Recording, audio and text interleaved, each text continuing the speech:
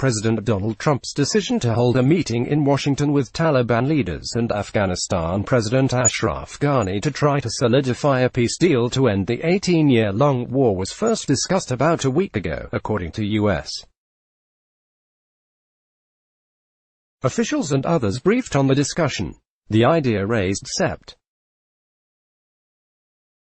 1 during a Situation Room meeting with the president was vehemently opposed by National Security Advisor John Bolton, even as officials at the State Department argued it could move the parties closer to an agreement, officials said.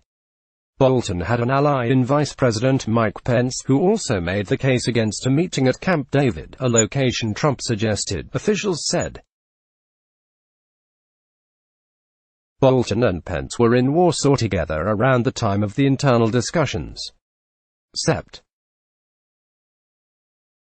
8 201,907-49 using the presidential retreat in Maryland to host the meeting was floated by Trump after he warmed to the idea of a sit-down in Washington, the officials and people familiar with the matter said. Bolton's office declined to comment. Pence's office and a spokesperson for the president did not immediately respond to a request for comment. Download the NBC News app for breaking news and politics. Among the concerns of administration officials who opposed the meeting was that it might take place around the anniversary of the 9/11 attacks, the officials and people familiar with the matter said. Pence argued at one point that such a meeting could send the wrong message to members of the U.S. military who have fought and been killed by the Taliban for years, one senior administration official said. There also was concern among some U.S. officials that Ghani would not show up for such a meeting, and they argued it was better for the president to cancel first than be stood up, the officials and people familiar with the matter said. There has been broad skepticism within the national security team, even among those supporting the deal, that it would hold even if finalized, they said. The view was that the Taliban couldn't be trusted to live up to its commitments and that a deal would very quickly collapse once the Afghan government was brought into the talks. National Security Advisor John Bolton, left, argued against holding a meeting with the Taliban on U.S. soil ahead of the September 11 anniversary.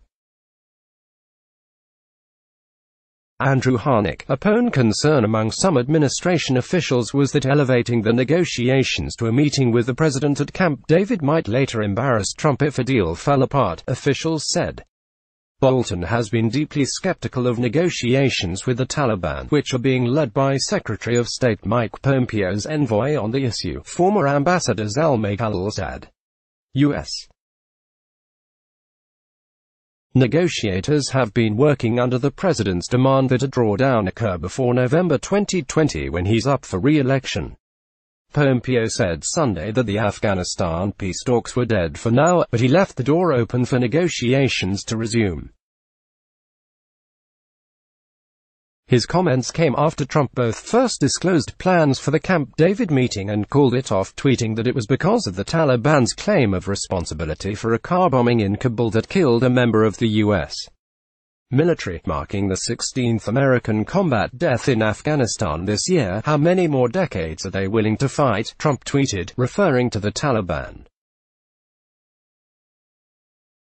Kristen Welker is a White House correspondent for NBC News. Carol E. Lee is an NBC News correspondent. Courtney Kube is a correspondent covering national security and the military for the NBC News investigative unit. Josh Lederman is a national political reporter for NBC News. Let's block ads. Why?